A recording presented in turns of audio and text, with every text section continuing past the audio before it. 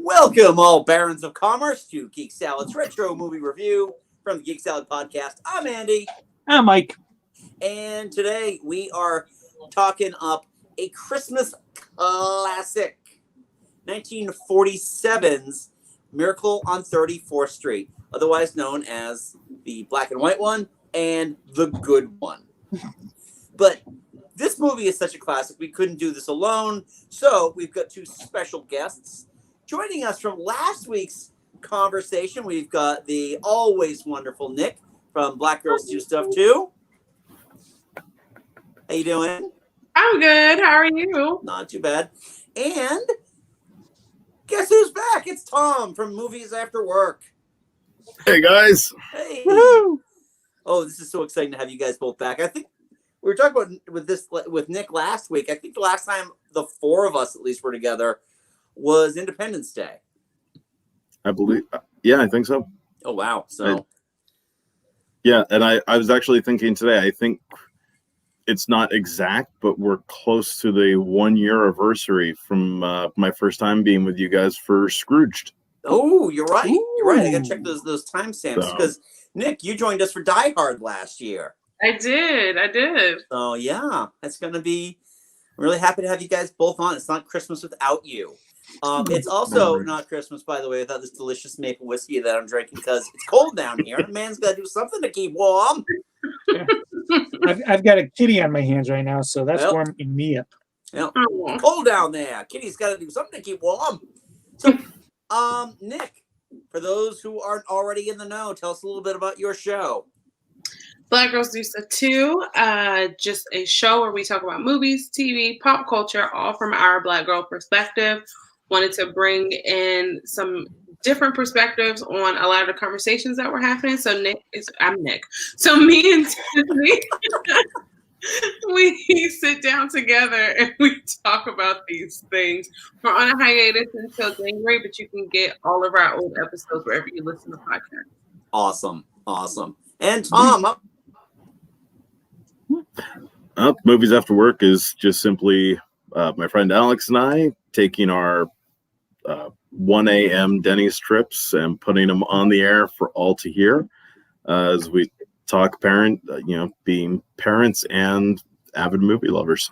Nice. Yeah, I really enjoyed your conversation about how you would fix the X-Men this past week. I had a lot of fun with it. My heart is a little broken though, given the fact that nobody voted for my team. Tom, like I said, I would have, but Alex had Daniel Bryan on his, and it was just that was too good to pass up. I had Elijah Wood as Toad. I don't know how anyone can top that. Yeah, It's pretty good. Well, you know what happens to a toad when it's struck by lightning, right? tell us in 15 seconds, Mike, The same thing that happens to everything else. when the setup for the joke isn't even relevant to the joke anymore. Well, when you do the punchline after you finish the setup too. Right. Because that, for those who haven't heard, my big last fix for it that I had to push in real quick was just how out of order that whole bit is and how it drives me crazy to this day. Oh man, might cover X-Men 1 at some point. Yeah, I know. It's on Disney Plus now, though. Speaking of Disney Plus, that's why we're here tonight. We all are reviewing, and Nick, this is the first time you have watched 1947's A Miracle on 34th Street. It is. Academy Award winning. Academy thrice awarded Miracle on 34th Street for Best Original Screenplay, Best Original Story, which apparently was a separate Oscar back in the 40s, and Best Supporting Actor for Edmund Gwenn, who played Kris Kringle. Rightfully so, I think. Yes, very deserving. Yeah. I had the same thought. He's like, he's kind of the star, but I'm going to venture, and Tom, I have your own thoughts on this as well. I feel like Edmund Gwenn is supporting solely due to marketing. He's not the top build. In fact, I believe he's an and credit. Well, he's the third build in the movie. He doesn't get the big name before the title and the opening of the film. Yeah. So, I mean, Maureen O'Hara, I think, was the biggest star in that movie at that time. Yeah, Easily. Maureen O'Hara and John Payne are the two top build actors, which is weird because I think Ed McGuinn had more screen time than both of those. Yeah, Probably. but you know, it, believe it or not, may have been more of a political game then than it is now with the Oscars. That is weird. So, Yeah. So let me the ask Oscars. Tom, when was the first time you saw It's a Wonderful Life, and when was the last time you watched It's a Wonderful Life? Well, as far as It's a Wonderful Life goes, I have still never watched Miracle on that movie. 34th Street, not It's a Wonderful But Life. Miracle, Damn yes. it. But Damn it. All right. Yep. Thanks for keeping me honest, Mike. They're black and white Christmas movies. I confuse them all the time. Yeah, but see, one is good and one is not. Oh, hush your mouth. Yeah, one I wanted to watch, one I'm happy to have still not watched. Miracle on 34th Street, my first time watching it was last night. I had never actually seen the original.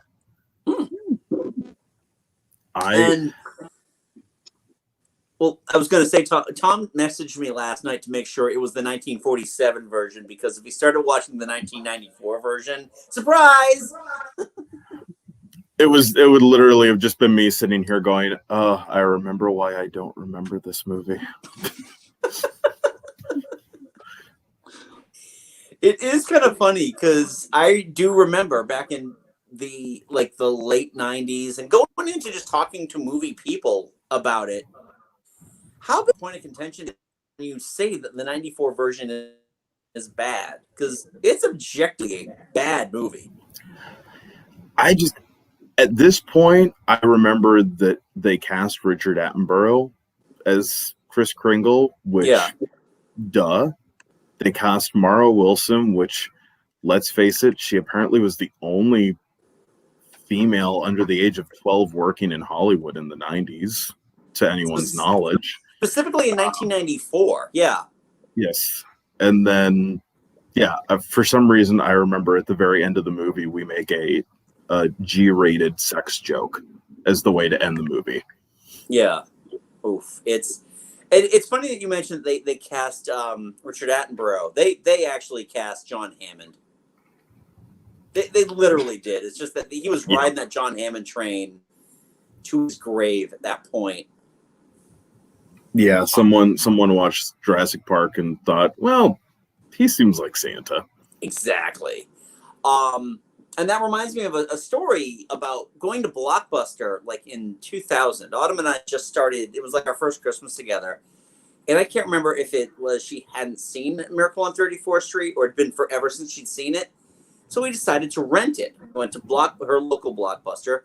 I put the thing down. The guy's like, "Oh, we have the new version in the section over here." I'm like, I don't want the new version. Well, we have that version in color. Used to be you go to a video store to actually have a decent conversation about film nerd stuff with film nerds, and then you go to Blockbuster, and it is quite literally, I wanted a Shake Shack burger, and here is the airport Burger King. Don't you dare talk bad about Blockbuster, okay? Oh, yeah. You dare. It's my entire childhood. We don't speak ill of the dead. I'm sorry, but I've got independent video store in my blood. It was like the opening scene from Ant-Man. It's like, yeah, could I get a burger? This is Baskin Robbins. Yes, ice cream, dude. You want to take this idiot for the? You want to take this order for this idiot? I got to go to the back. Like, how about you? When was the first time you saw Miracle on 34th Street? And when was the last time you saw Miracle on 34th Street? Well, the last time I saw Miracle on 34th Street was probably a week ago Sunday. Yep. And the first time was probably 80s sometime. I'm pretty sure that was one that my parents rented on VHS. Okay. Because I mean that'd be right up the alley of something they would rent for us. Yeah. Awesome. Awesome. I watched it on television back when, we used to have TV to show us old Christmas movies. And the first movie that I did the the mid 80s colorization trick to, meaning they colorized the movie. I didn't want to see the movie in color because it looked awful. So I learned the way of adjusting the knobs, those things that used to be on your televisions, and turn it to black and white. And I had a very good time. What about Nick? Nick was all like 5 minutes ago. Yeah, I just saw it for the first time. I've never seen the 90s version either. So like I went into it completely blind. I didn't even know what the movie was about, if I'm being honest. I was like, okay, like let's go. There's a miracle and it's happening on 34th Street. I know that's in New York. So let's do this. Nice. Nice. We watched it. Just to complete my thought, we just watched it for the last time on Black Friday, actually, because it still can kind of technically be a Thanksgiving movie because it takes place on It starts at Thanksgiving. Yeah. So that's gonna bring me to a big question for the two newbies here. What did you think? This is your first time watching this movie. What were your thoughts? Me? Nick. Okay. Either one of you. So for me, I did like it. I thought it was like one of those like feel good kind of holiday movies overall. But like I also was like, why can't this man just pretend to be Santa Claus? Why are y'all coming down on him so hard? Like, we gotta have a trial? Like, what are you doing? And why are you so pessimistic and taking away your daughter's innocence? Like, what is wrong with these people? So like I did have those moments. But overall, I thought it was pretty sweet. Oh. So how about you, Tom? I really, really enjoyed this movie. I'm outspokenly not a big holidays person. I'm not, my wife gets excited for Christmas. I do not. But I really enjoyed this movie. I thought it was fun. I don't understand why people don't try to emulate his version of Santa Claus. Because I think it was just a quintessential how you should play him. Yeah, with the whole trial thing, it really does kind of show you what the mental health system was like at that time, unfortunately. But yeah, no, I thought everyone in the movie was fantastic, from our leads to young Natalie Wood before she grew up to be Puerto Rican and for West Side Story. All the way to Grandpa Joe saving the day at the end of the movie. Yeah. Thank God for the laziness of the United Postal Service, huh? Thank God that we now understand why Grandpa Joe eventually just had the attitude of, I'm just going to lay in bed until something's worth it. He was a movie villain. I'm telling you, every time I watch this, I'm like, oh yeah, I forgot that not Ethel, Lucy's neighbor was in that one. Yeah. Oh, Fred Mertz. Yes. Yeah. Who apparently was a Fred really Mertz and acting very Fred Mertz. Who apparently was a really scummy human being. Yeah, there are some wonderful stories. If you ever just need like good Schadenfreude reading, find books about the behind the scenes of the I Love Lucy show. Because didn't mean the Santa Claus thing, but it fits.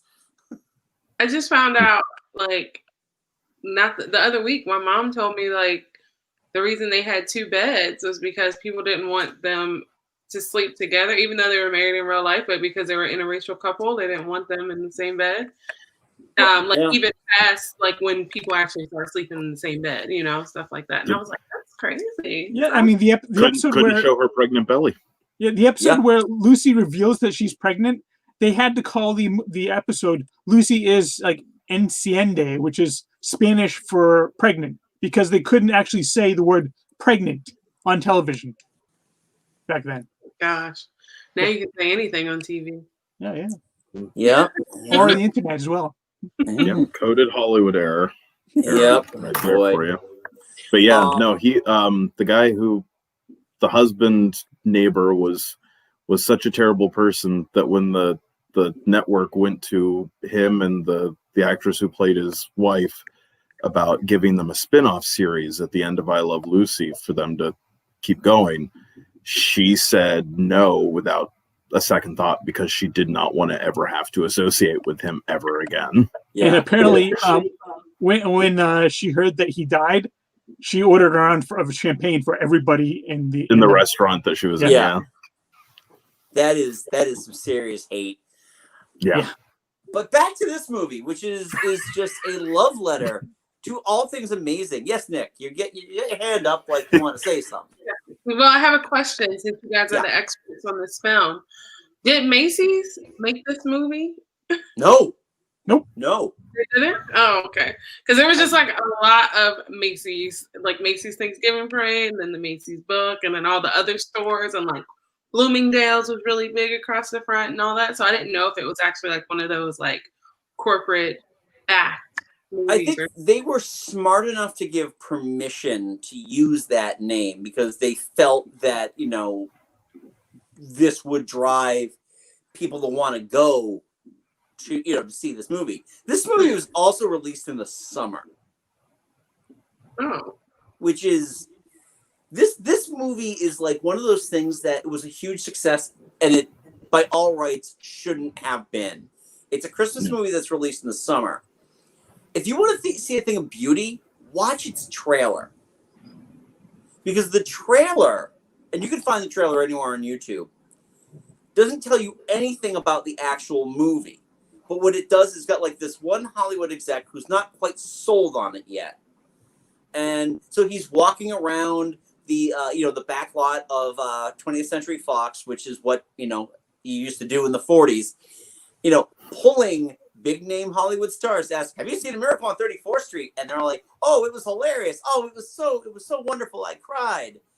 And then they just show him this executive sitting in the screening room, and they're doing this montage of him just standing there. He's like, he's nodding his head, and then he's laughing uproariously, and then he's crying, and it's like, that's how they sold this movie. Now that's good marketing. Right. I will say also, this is very much a Hollywood movie based on how Hollywood writers George Seaton thought New Yorkers spoke. Like the mom that brought her kid. Oh yeah. Hey, are you Mr. Macy? I gotta tell you about this Santa. He's a really nice guy. But the thing.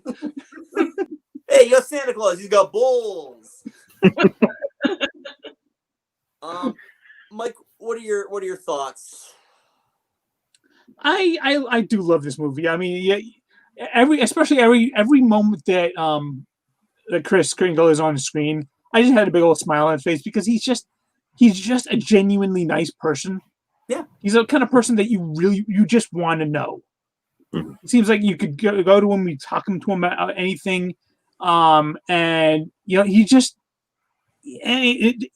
I mean, as much as, you know, supporting actor, he is absolutely the linchpin. Obviously, he's the linchpin for this movie, but it's just such a nice person. And yeah, I mean, the rest of the cast, they are what they need to be. But if Edmund Gwenn doesn't work as Kris Kringle, this movie falls apart completely. And he is brilliant in this movie. I can agree with that. He is genuinely a joy, and I know it's kind of a cliche to say a thing to say about actors, but he is a joy to watch whenever he does this. Personally, all right, now full disclosure, this is not my favorite movie. Probably not even close to my favorite movie, but is this as close to perfect as a movie possibly can get? Maybe. I love the fact that this is a Christmas movie that is unapologetically political, modern.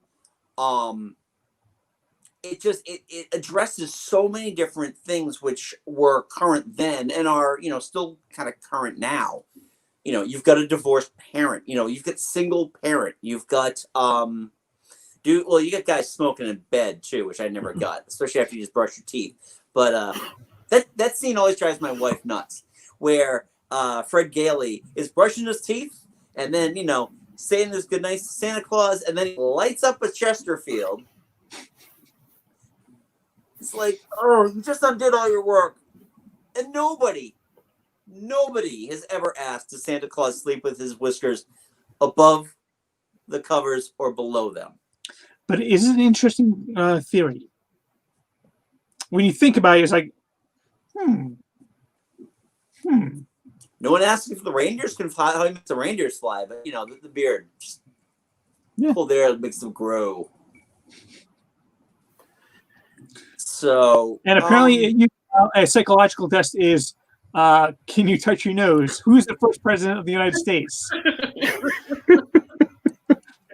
And that doesn't seem like it tells you a whole lot. Like maybe if you said like, oh, class 2 of Mars was the first president, that tells you something. But beyond that.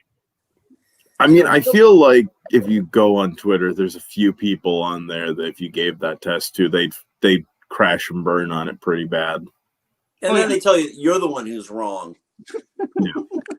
Who was the first president of the United States? Oh, let me tell you the truth, my friend.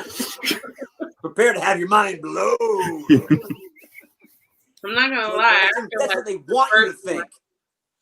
After the first one, up until about 2-3 presidents ago, I probably fell too. So I mean, as long as you get the motor skills going. Yeah. If you get the motor skills going, and I've been drinking, so I can do this. Now, let me ask, because I really am intrigued, because it's not just, I knew Nick was coming in cold on this one. She had never seen this until today. Tom, I honestly thought you'd seen this at least once before. And it kind of makes me sad, because I really kind of feel like this is something that, young Tom could have enjoyed as well. But it makes me happy that I can kind of give you guys this experience to watch this movie. And both of you, what works about this movie? What did you like about this movie? Miss Nick? So for me, I recognized a lot of more recent films, and I can't think of them, but I know that I've seen so much reference to this movie in later movies. And I'm trying to think of one, but like there were so many scenes where I was like, this seems familiar, and I knew I never saw it, but I was like, this seems familiar. So I know that it's something that I have seen. But for me, it's the fact that, it came out in 1947, but it's still very much relevant, and it can still be like referenced and pulled to, just like you were saying, Andy. And also, like, I just really liked how the Santa Claus character, how he just stood his ground. Like, he was never phased. He was like, you want to send me to, like, the crazy house? Fine, that's cool. I'm still Santa Claus. Like, you want to do this? Whatever, I'm still Santa Claus, like he stood his ground. And like even when Susie, was her name Susie? Susan, the little girl. Close, yeah. The little girl, Susan. She would be a Susan and not a Susie, because that's too casual for her. So little Susan, when she was like, I should never have believed in you because you didn't give me what I asked for. But she was like going in on Santa. He was just kind of, oh, I'm sorry you feel that way. By the way, take a look at this address. You know what I mean? So he was just kind of like always who he was. He didn't really let people shake him up, and I like that a lot. Right. I will say also, it takes a lot of balls to murder the previous owners of that house and just leave your camp there as a calling card. That's terrible. But he could do it. It wasn't him. Santa sleigh. It was Dasher. Don't you guys know he's the head of the squad? Thomas, how about you? Your squad. Sorry. That's okay. Silence your damn phone, Mike. There's a turret in my room. shit. I'm glad someone else got that reference. Thank you. Sorry, you guys liked one of my tweets the other day, and I was just like, I know they don't get the reference that I'm making here. We can discuss that later if needs be. But no, I really enjoyed just the natural feel of the way people were talking to each other. They weren't always speaking in accents that were realistic to where they were from, but I mean, even when you had Mr. Macy and he's just complaining about the fact that nobody else thought of the idea of being generous. And then you go and Mr. Gimbal is complaining that they didn't think of being generous we're going to out generous them because it's amazing for sales. And just, there were so many lines that had me laughing out loud in this movie, which I was not expecting at all. Like I was expecting to, find this movie enjoyable, find it charming. And yeah, I don't know how it was a blind spot for me because growing up, we didn't have cable, so it was watching VHSs of White Christmas, Holiday Inn, Muppet Christmas Carol, watching all of these different Christmas movies, and somehow this one wasn't on the bill. But yeah, it's just really nice to watch a movie where it just feels like it's real people talking, which is one of my biggest issues with holiday movies, is that it seems like as soon as it's Christmas time, nobody speaks like any human in the world actually does.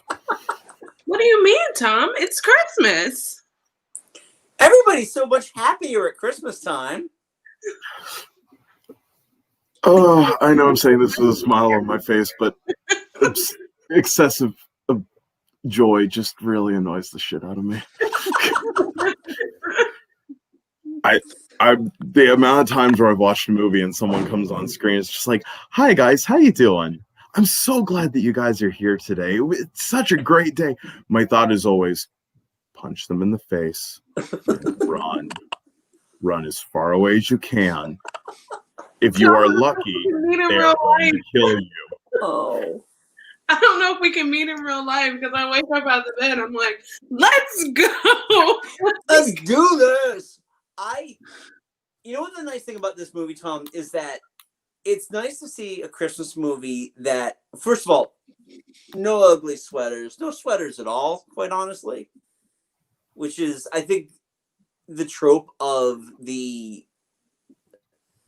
I'd probably started in the 60s and then just continued on. Mm-hmm. Just the sweater. That if you're going to celebrate Christmas, you're wearing like your green or your red sweater.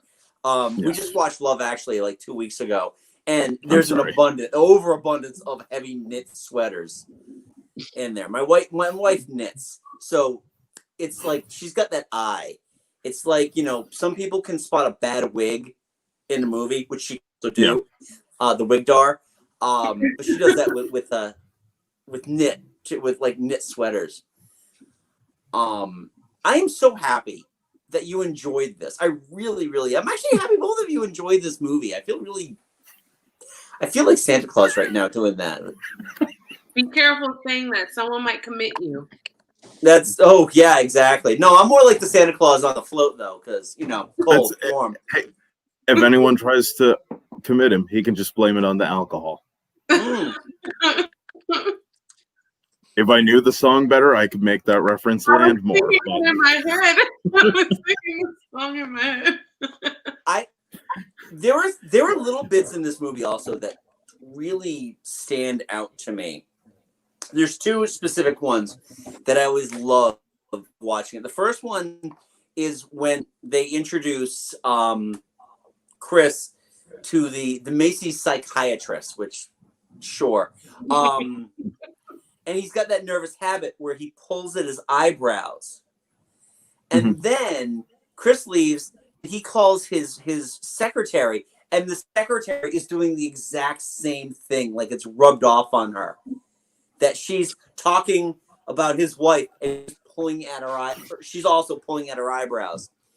And then there's that scene where Mr. Shellhammer, the head of the toy department, gets his wife plastered to allow them to take Chris in.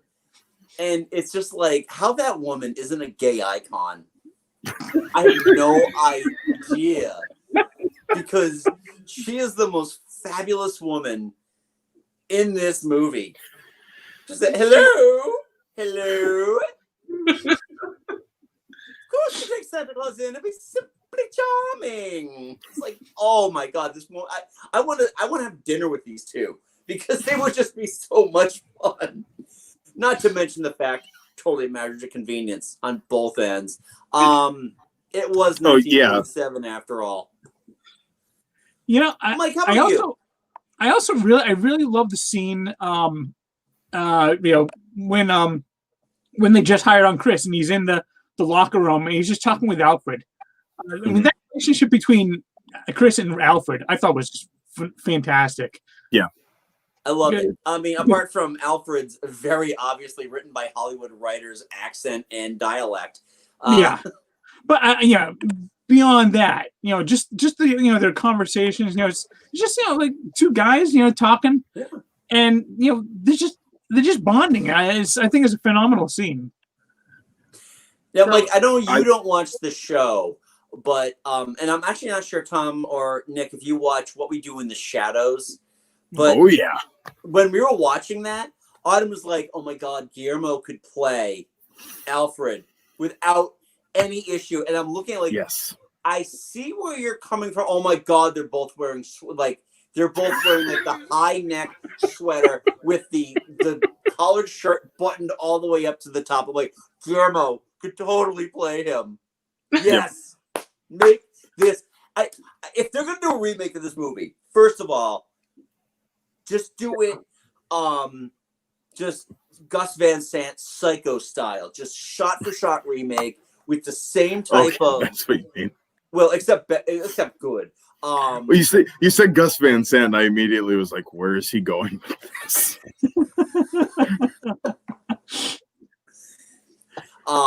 But you go with that version where Chris is he's just a happy soul who's just selfless. But you just cast Guillermo in that, and get a better cast than what you had the '94 thing, and don't allude to pedophilia at one point in your movie, and you'll be great. Oh my God! I just looked at Nick's face. So Nick, in the 1994 version, one way that they got him to retake the psychiatric test was he's being followed by this guy in the street because he's famous after all, and he's just kind of goading Santa. He's just John Hammond is getting a little more irritated, and then he brings up something in the way about what about the kitties? I bet you guess something about like what they really need, and he just like snaps because he knows what he's talking about, and I'm just like, movie came out in 1990. Wow, why are you doing this? This is a year of Pulp Fiction. Stop this now. Well, the problem with that's my Nick's shaking her head. I'm like, yes, that's my reaction. Do that entire movie. The problem with the 90s movie is that it's written by John Hughes, who I will argue, with the exception of Planes, Trains, and Automobiles, had something against writing characters that you could watch and go, I would like to spend any amount of time with this person. Especially once he got to the 90s. He did not write people that made you go, I like you. He wrote people that made you go, this is why I'm a hermit. And I think his remake of Miracle on 34th Street that he wrote was like a pinnacle of that, where he just wrote everyone very insufferably. It sounds like it. The one thing I really liked about this movie, as much as I make fun of it, is little Susan. I don't want to call her Susie. Yeah. She, as negative as she was, well, she wasn't really negative. She was just realistic, right? Pragmatic. To see with kids, especially when it's not realistic and like that's kind of like you think young Dakota Fanning, they always kind of put her in roles like that where she was like really sort of realistic, but it was to a point where it was like, okay, we have to break that. You know what I mean? It's kind of annoying. It was kind of aggravating. And she wasn't written like that. She was really written to the point of like, my mom literally doesn't tell me fairy tales. She doesn't tell me anything. So I'm not a contrarian. This isn't how I grew up, you know? So it was nice to see her little transition into believing in Santa Claus. And even when she had her heart broken for like 2 minutes because she didn't get her Christmas gift, it was like, oh, she's like really heartbroken. And at the end, I was like, come on, she's got to get her house, man. You can't let her go back to not believing. Like, And you know? yeah, like when Chris was like kind of teaching her how to act like a monkey. Mm-hmm, Oh, yeah, that You could play with the other Oh, kids. fantastic. and then like the scene, like he laughed and she was like, you know, either you're Santa Claus or you're just an old man with a beard, you know? And then when he left, she was in the bed, like making the face, you know what I mean? So it like really stuck with her. And I really like that. I really liked her character. Like after the Santa Claus character, I really liked her the most, I think. I like her a lot. I love the gum chewing, the constant gum chewing, because it is a quirk. The going to bed that gum you- chewing. Especially, you've got this kid who's super serious, but the gum chewing really kind of still grounds her as a real human being, even with the skepticism built in. I love that scene too, where she gives Chris that extra piece, and he's like pulling it out of his whiskers afterwards. Yeah. I love how it doesn't show him blowing the bubble, and it doesn't show the bubble popping. You just hear it, and then you see him picking the gum out of his But whiskers. her face, it's Susan's Yes. face. Emily Wood does a great job at this, where she just, because Santa Claus can just blow an amazing bubble, I gotta say, my second favorite character in this movie might be Fred Gailey, because there's something that feels so contemporary and relevant about him. In a better universe and a better reality, he's played by Kevin Spacey.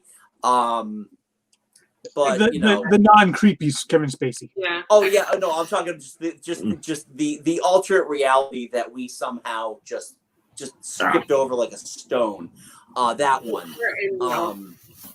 But I loved him because he was genuinely funny without having to do funny things. Yeah.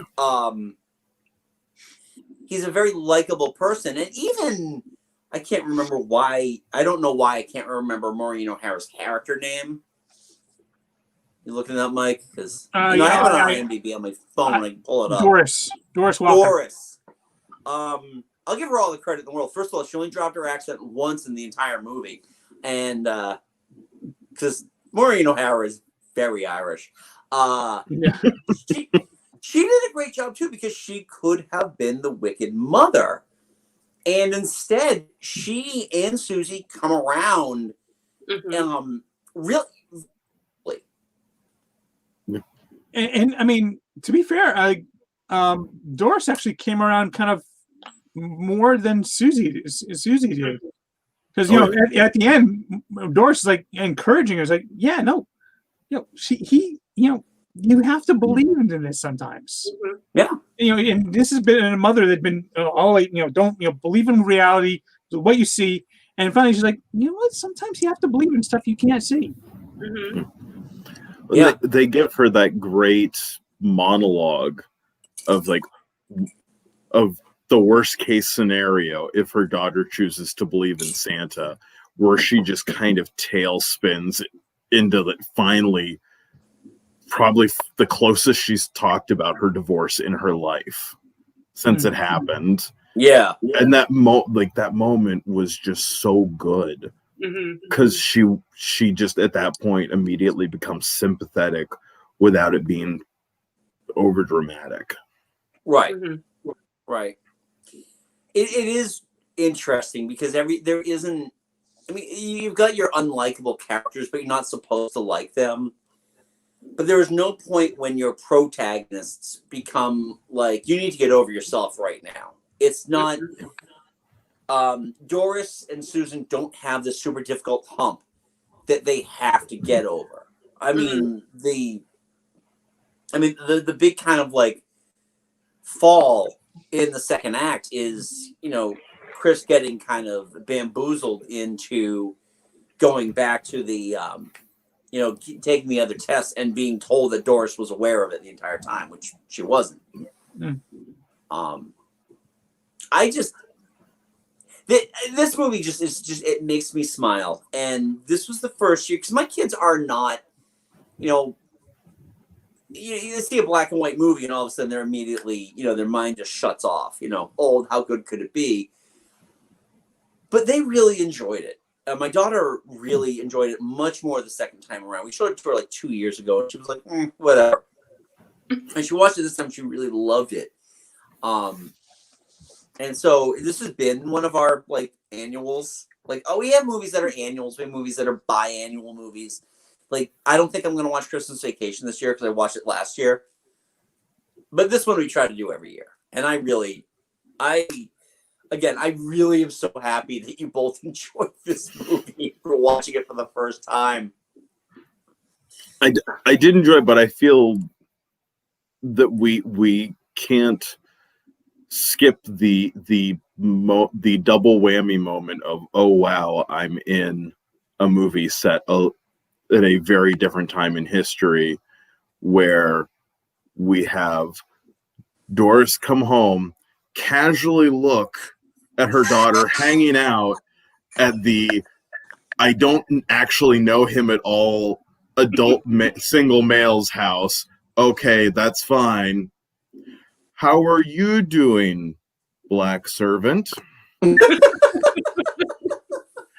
It was literally a moment of me sitting there watching the movie going, oh, this is going so good. This is, wow, that's a weird decision. And oh, yeah, we're in that time.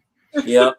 But in its defense, because, I got to tie back to last week's episode with Nick here, that she had far more lines than the only person of color that showed up in Home Alone. Yep. And she was treated with more respect, too. Absolutely. Absolutely. Give these privileged white people. Come on.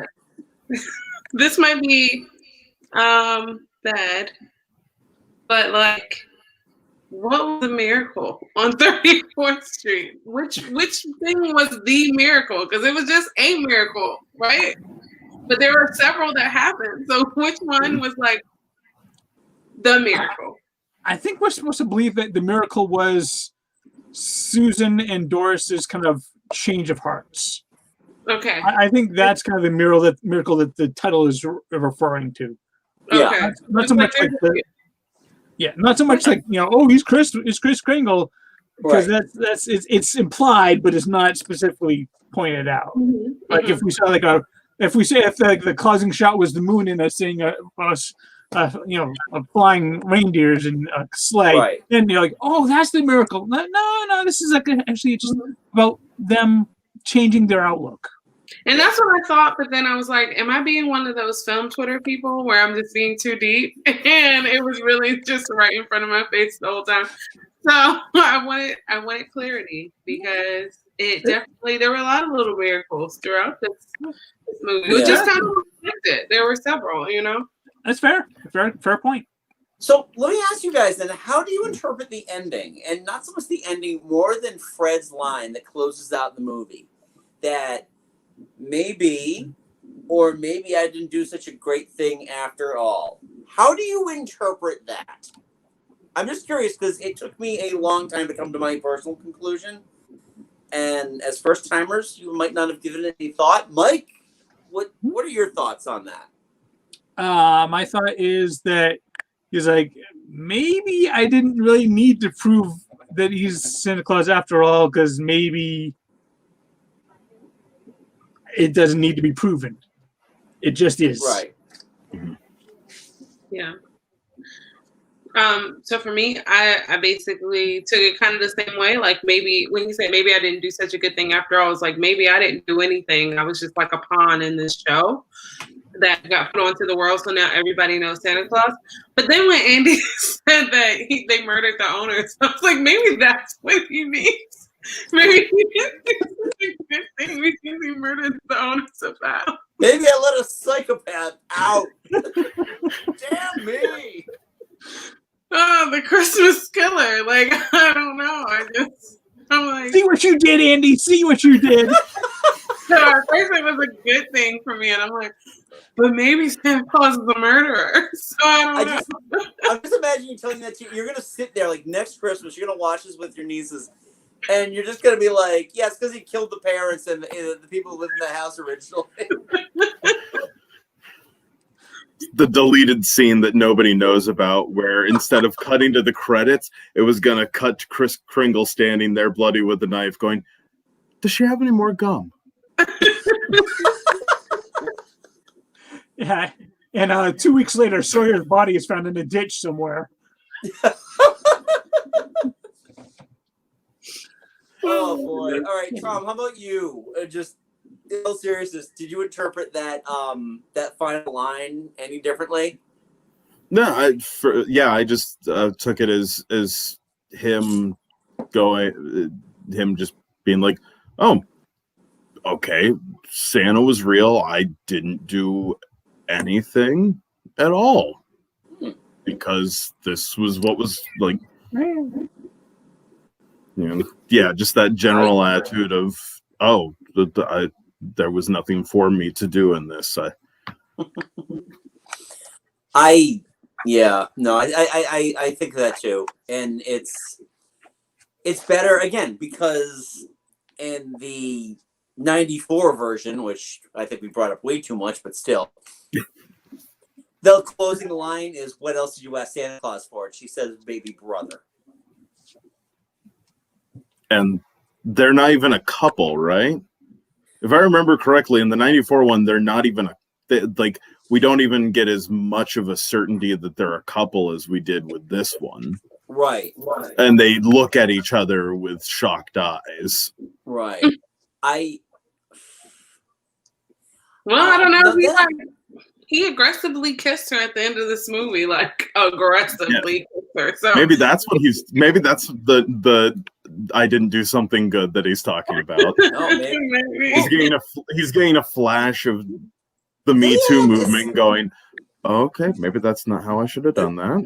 Okay. Oh, actually, in this one, they actually established that they had gotten together because, in the intertwining 5 weeks between Thanksgiving and Christmas when they first met and Christmas Day, they have a regular table at a restaurant.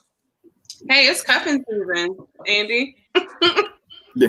Well, and when they're having their argument at one point, they talk about their plans. Yeah. And it's very clearly not like, "Oh, our plans for tonight." It's very clearly like they've discussed what getting together means and what they want in the long term and all that. Yeah. And the funny thing is, for as fast as it moves, it's completely believable. I buy that Fred Gale is a great guy who loves Doris and loves Susan. Sorry, what are you got me doing, Nick? The main thing I remember from the 90s version is that one of the main roles is played by the guy who plays who plays one of the main characters in Hitchhiker's Guide to the Galaxy, the BBC miniseries. He's the guy who plays Arthur Dent in the BBC miniseries. Oh, damn, you're making me look this up, aren't you? He's one of the main roles in the 90s remake of this. Okay.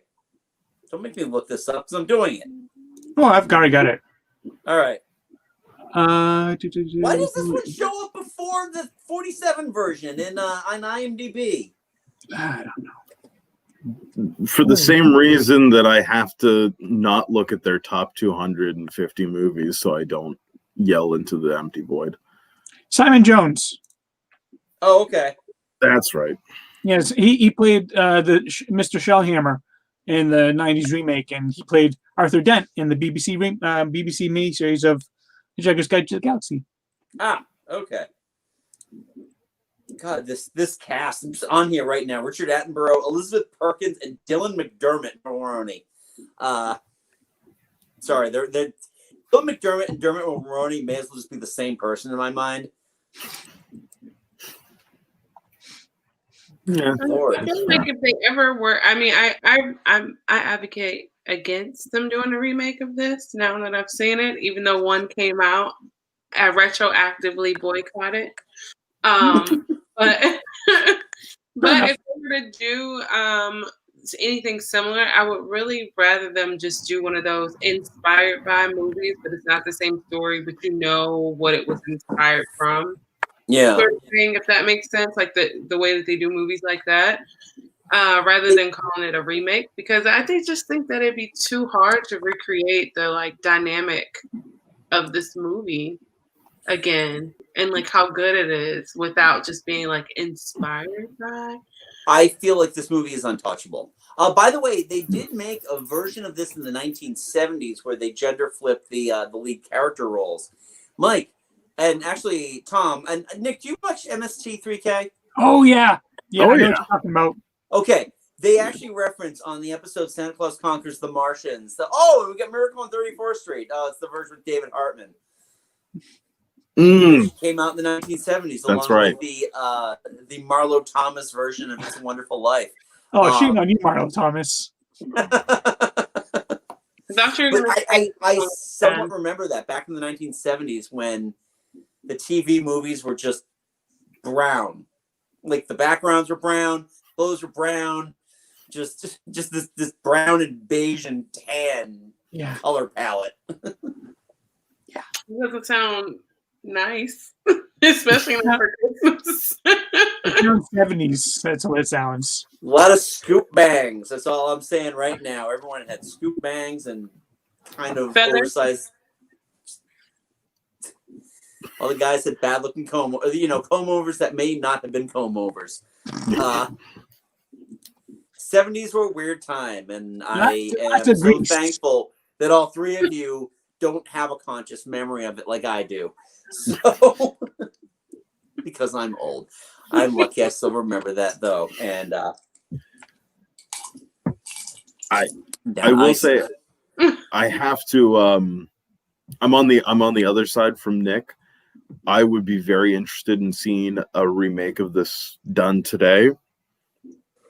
In part because it's kind of like watching. There's a Russian version of 12 Angry Men, and it's fascinating to watch because their court system is different. So adjustments had to be made to the story to accommodate that fact. So it'd be kind of like that. We're watching a version of that, of It's a Wonderful Life that's made today in the modern tech era would be interesting. In an era with 24-hour news cycle channels. Yeah. So the only thing I would want from your version is like for them to have a specific scene that's just like the map guy from the election, but he's only talking about the trial. And then I'm into the remake. The second they would announce this movie, Wolf Blitzer would call and ask if they needed somebody to make a cameo in the movie. And I would hope that they would cast somebody who looks comedically similar to Ann Coulter to be on Fox News, just to go, this isn't the real Santa. But even if it was, look, I was right. He is white. I was right. Yeah. Just so they could have that comedic moment with that. But and they could do that the same way that they did like the little news interstitials in Airplane. I say, let them crash. They boarded the plane. They knew what they bought the tickets. For. They knew the risks. But yeah, I do think in this day and age, with the way the world is, you could have something that's feels different without necessarily having to make a massive effort to be different. Because obviously in this day and age, if we think someone's crazy, I mean, it's New York, so we either throw them on a Greyhound bus or we throw them in jail. One of those ends the movie pretty quickly, but Just keep walking. It's New York. well, yes, if you're a normal person. If you're the police, though, those are the two options. So it's, yeah, I think there's a lot to work with, just in the fact that it's not the same world anymore. Yeah. I think as long as they are able to maintain that spirit, they're essentially able to distill down that purity of this movie, but still add in that modern aspect of it, where it doesn't take away, it's not a detriment, but it, like you said, it's more like a comedic moment. Mm-hmm. Like the guy banging on the log in Airplane. Yeah. Turn to the camera. I love that movie. Something fierce. Dude, it's a great movie. My favorite comedy. But yeah, no, I'd be shocked if they didn't try to take another whack at this at some point. And it's Hollywood. They will eventually. Inevitable. It's inevitable. Yeah, I just hope it's a movie and not a TV movie, because I know this is now a controversial statement, but I just can't deal with a Hallmark movie. Like Miracle on 34th Street. Don't look at me like that, Nick. I thought we were friends. I did too. There's a difference between saying he doesn't want a Hallmark movie and saying he doesn't want a Hallmark movie version of this. Those are different. Doris does get a husband for Christmas. I was going to say, I think part of the reason I actually like this movie so much is because I watch so much Lifetime and Hallmark movies. And it is 100% like where they got their inspiration for like every movie had to be from this right here. Because the Hallmark Channel presents a real country Santa Claus. A husband for Christmas too, the husbanding. That's like, so a husband for Christmas is more Lifetime. Country Santa is more Hallmark. Okay. Bring the two. Miracle in the Grand Ole Opry. That's Netflix with Dolly Parton. Yeah, exactly. Dude, I would see that. But we won't besmirch that because Dolly Parton is a goddamn national treasure. Hell yeah. So, yeah. I stopped making fun of Dixie Stampede in South Carolina because it's like, oh, she had great intentions. And those were good intentions, not just like, yeah, this will sell. So, final thoughts on A Miracle on 34th Street. All right, Tom, I'm going to throw this at you because, your daughter is getting, she's getting there. She's getting older. And she's 3 now, right? Yes. Okay, so congratulations. You're going to have your first amazing Christmas with her where it clicks. Everything clicks into place. 2 is like, yeah, okay, presents. 3rd, it's just like my wife and I are like, oh, this is what it's supposed to be like. So I really hope you get that this year. She's going to love that. Will you show this movie to your kids? I do not know if we're going... Kid, singular. Kids, sorry, kids. We must point that out. Yes, no, absolutely. As a parent, I am well aware of that because we went 5 years where it was just kids, singular. Yeah. So, yeah, she is definitely going to end up seeing this movie at some point. Whether or not it'll be this year, I don't know. We've definitely been trying to instill black and white movies aren't bad in her. We've been instilling that since before she even hit 1 year. Before she even hit 1, we were making sure she was watching like black and white Mr. Rogers' Neighborhood and stuff like that, just to ensure that she knew black and white still is quality filmmaking. But this will definitely be on the list of things to have her watch on Christmas. That is for sure. Right after Leprechaun Magic Christmas Gold. Oh yeah, gotta do the Leprechaun's Christmas Gold. Well, no, the big one will be to have my dad come over and my baby brothers come over, so my dad can sit there angry as I talk all the way through Mr. Magoo's Christmas. Because that's a 25 years, Tom. In my family. I can't find it anywhere. Like, legitimately, nobody streams it. But on the plus side, I don't remember where we found our copy from my dad. On the plus side, the Leslie Nielsen Mr. Magoo movie is on Disney Plus. Quiet you. I chose to go see that in theaters over Titanic, and I still don't regret that decision. No, that is fair. Even as a young boy who was impressed by the concept of boobs, I still was happier to go see Leslie Nielsen in a movie. Nick's got something to say here. What, Nick? No, I say don't even get me started on Titanic. No, as far as this movie, when I'm like 50 with a 2-year-old, because I finally decided to settle down with my life, then, I'll definitely show this movie to my children. But I will watch it with my nieces because, I try to watch things with them. And I think, like, for me personally, like, black and white movies, even though I didn't watch too many of them growing up, because I love The Wizard of Oz so much, I honestly think that's why I ended up liking black and white movies, because I love the part before she goes to Oz, right? Like, all of that stuff. So that kind of was my introduction. And then I've seen it after that. There are a few of my favorite movies that are black and white too. And so I would definitely show this to them. My niece is at that age now where, honestly, I don't know if she'll watch it until she's like 16 at this point. But my baby niece, I could get her into it pretty early. I just think it's a great story, like I said before. And I didn't know I was going to like it as much, because some classics that people tell you need to watch, I'm like, I don't get it. I don't get why this is a classic, but this one I do. I really do, and I really like this one. Oh, makes me happy. So thank you. Thank you for introducing me, guys. I loved it. Oh, you're welcome. So happy to have you guys. Mike, any closing thoughts on Miracle on 34th Street?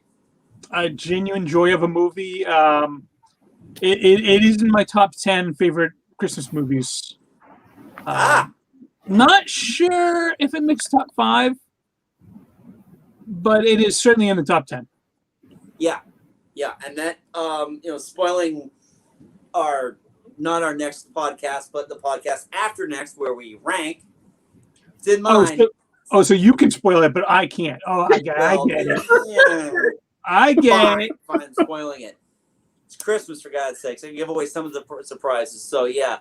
And I have enlisted both Nick and Tom to help us in our pursuit of finding the top 12 films of Christmas. So, can't wait to see what y'all come up with. On the 12 films of Christmas, which you love give to me. Gremlins. That was very... Batman Returns and... 12 Gremlins swimming. No, it would be 12 Gremlins swimming, and there'd be a lot more Gremlins swimming. Yeah. 12 Gremlins, 36 Gremlins, 48...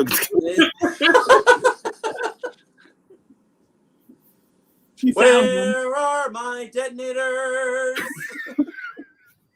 And a Chris Evans and a white sweater. Yeah, I was gonna say, you're talking about this like 50 with a 2-year-old. You really need to talk this over with Chris, because I don't see him having the same life plans as you. And you guys really gotta.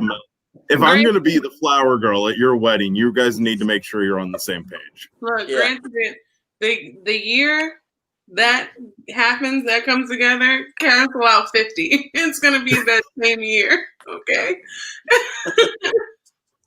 Yeah, I will be your bridesmaid. Yeah, seriously. Oh, man. Mike, any closing thoughts? We good? I already gave them. That's right. The joy of the movie. I'm sorry. Yeah, no, I recommend this one to everyone, and it does it surprises me. Maybe it shouldn't, but it always surprised me a little bit. This is one of those movies that tends to fall under people's radars now when it comes to Christmas movies. When you think of Christmas movies now, you think of Home Alone, you think of Elf, you think of Christmas Story, rightfully so. You think of, this one doesn't really show up as much as it used to. And again, coming from someone who watched a lot of Christmas movies in the mid 80s, this was always on. And when our local UHF channel would do Christmas in July, this one was always on. And now, not so much. And I can, thank the Fox Disney merger that they got the rights to put it on Disney Plus. So if you haven't watched A Miracle on 34th Street, please go on Disney Plus. It's a tidy 96 minutes long, which is awesome. I mean, Who knows? They may be showing up on ABC Family as well. We'll do this after work. What's that? Who knows? They may be showing up on ABC Family as well. No, maybe. And it looks really good. It's like it honestly looks like a recent movie that they just put black and white filter on. Does that make sense? Like rather than absolutely. Yeah. So it looked like there were times when I was watching it and I was like, this looks good, like really good. It's aged well. In my house, it's did it age well, and this one's certainly aged very well. Mm-hmm. So. You might as well watch it. What's that? You might as well watch it because Apple TV will buy out all the rest of your Christmas classics before you can watch them. Seriously. Yep. So, Nick, Tom, where can we listen to your amazingness? And where can we follow you on the social medias? Nick. You can find us podcast-wise anywhere you listen to podcasts. And as far as social media, we're Black Girls Do Stuff Too everywhere except for Twitter, where we're most active, and we're BLK Girls Do Stuff. I will post your link as well as Tom's down in our comments below. Tom, how about you? Where do we listen to movies after work? You can listen to it pretty much anywhere that you do listen to podcasts, including Apple, Google, and Spotify. You can find us on Twitter at Movies Work, where it is me often just ranting about whatever's got me annoyed that day. And then sometimes I'll go out of my way to rant a little extra about Chris Nolan. But usually it's just about what's gone on that day. Awesome. Thank you. And Mike and I host a little podcast called Geek Salad. You can follow us at the same places you can find Nick and Tom's podcast. So definitely subscribe to all three if you haven't done so already. Also, don't forget to give this video a thumbs up. We always enjoy that, as well as shares and comments. Leave a polite comment below. What did you think about Miracle on 34th Street? Do you love it? Do you think the 1994 version is better because you grew up with that one, you freak? And you can also follow us on socials at Geek Salad Radio on Twitter and Facebook at Geek Salad Podcast. And I am so excited to have you guys back at some point to talk more movies and stuff as we shuffle through 2020 into 2021. So we definitely have to find some stuff y'all want to talk about, because I think we are out of themes, Mike. After Christmas, it's like, what do we talk about now? Yeah, pretty much. Maybe. Well, my birthday is next month, so pick a topic and I'll come on and talk about that. Oh, yeah. You let me know what movie you want to talk about, Nick, and that is your birthday present. I will watch whatever you want me to watch if I haven't seen it already. For you. For you. No, that's good. That is a Pandora's box. I was about to say, this is now public record, right? That statement has been made. For the 38 people that are going to watch this video, yes, they will all hold me to it. As long as Nick, I'm just going to throw in the caveat that as long as it's on a streaming service, that I don't have to rent the movie, so it's not Prime, okay, or HBO Max, and I actually have all the movie channels, so I can do whatever. Okay. Cool. So anyway, until next time, thank you guys again, and I'm Andy. I'm Mike. And go forth and be nerdful. We'll talk to you later, and happy holidays.